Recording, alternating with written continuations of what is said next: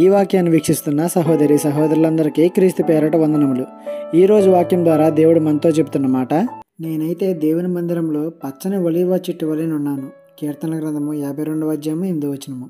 పచ్చని ఒలీవ చెట్టు అనగానే మనందరికీ మైండ్లో తలుక్కుమనేది ఏంటి? అన్ని విధాల ఆశీర్వదింపబడడం. కష్టం అనే పదానికి జీవితంలో చోటు లేకపోవడం, అంతే కదా. నిరంతరం చిగురిస్తూ ఉంటేనే కదా అది పచ్చని చెట్టు వల్ల కనిపిస్తుంది. ఆశీర్వాదాలు వాగ్దానాలు కాదు, కానీ దేవుని సన్నిధిలో నిరంతరం ఫలింపబడే చెట్టు వలె ఉండాలి మనం.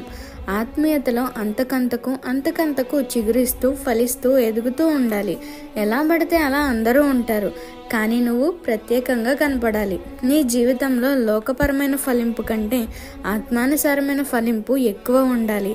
వాక్యం అనే నీటితో కడగబడుతూ మంచి ఫలాలు ఫలిస్తూ దేవుని ఎదుట నిలబడడానికి ప్రయత్నిద్దాం.